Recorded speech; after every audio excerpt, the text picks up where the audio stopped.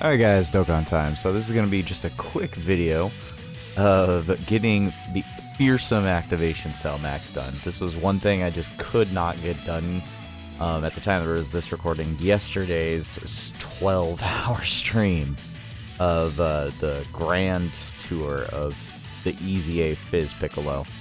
Now obviously this has nothing this run is honestly going to be basically everyone else doing all of the work. Like, it's not really Phy Piccolo changing the game or doing anything like that. I will say that he did perform well enough to the point of where I didn't have to worry about him. The problem with Phy Piccolo is that he absolutely needs to get in additionals. I had to increase his additional to 30 during the stream yesterday, and I feel like it was mandatory.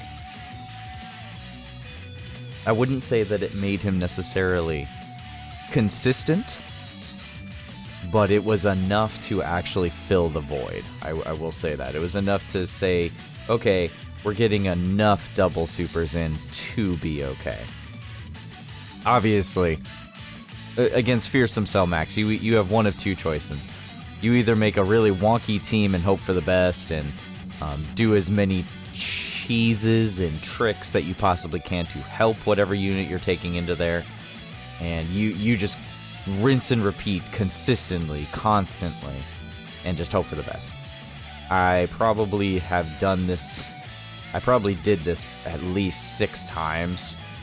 No, it was way more than that. It was like 10 times in total that I tried to do it. I tried to do it before the stream, tried to do it during the stream, and then I tried it after the stream. This was the second attempt while recording it. Now, I just did a normal recording. Like, this is just playing off of a recording that I did of it. Like, there's no voiceover. This is me voicing over the clip.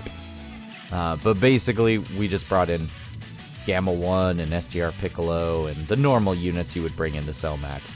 And ironically, actually, Gamma 1 is probably Piccolo's best partner. That's not even joking. Like, underrated duo right here. Amazing rotation. Purely because Gamma 1's an amazing tank already as it is.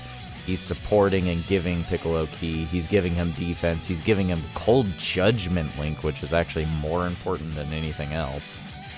And Piccolo needs defense. The hardest part about him is the beginning of the match. Absolute beginning. The first couple turns, Phy Piccolo sucks. That's just the real. It's the duality of the whole Piccolo versus Kaioken Goku situation. Kaioken Goku, as long as you protect him and he builds up enough, he can one-shot any boss in the game. Okay, well, the same exact thing happens with Piccolo in the opposite manner. If you can protect him and build him up, up to a certain, like, I want to say 4 super attacks. 4 super attacks, and he has Cold Judgment Link.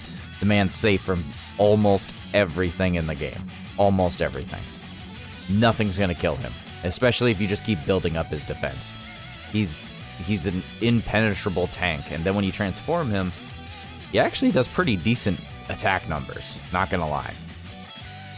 But it's just, he is a tank at the end of the day, but this is one of those times I feel like, no, I don't think I would give him dodge. I would try my best to focus entirely, completely and utterly into his additional, because he absolutely needs that additional stack. He just needs it. It has to happen.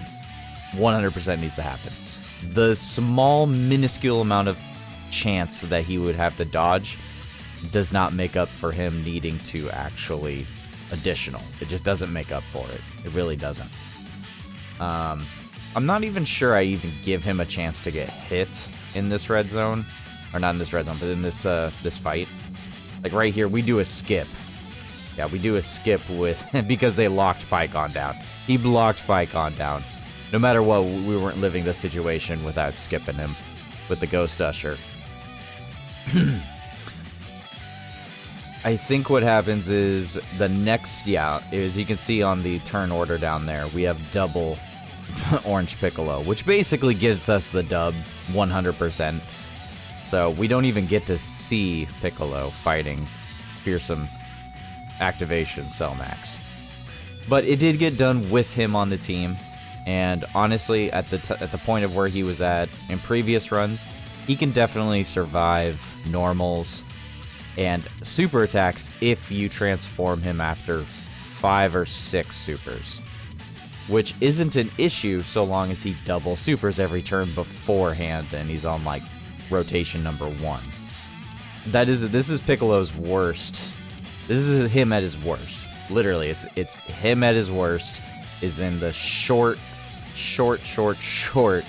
challenging events, because he absolutely needs to be stacking. If he doesn't stack enough, it's the end of the run, basically.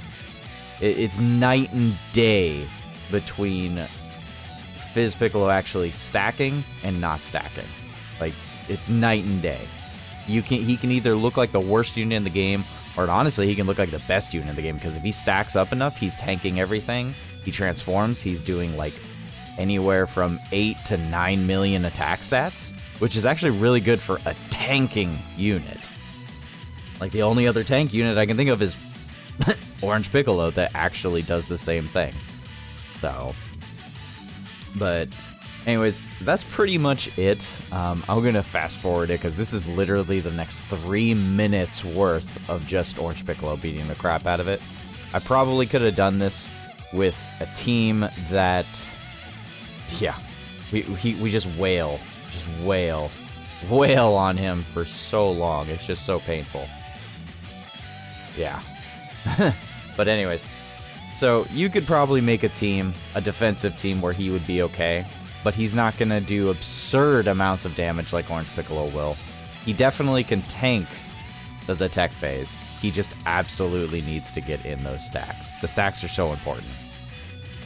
But anyways, guys, thanks for watching, and I hope you have a good day and a good night.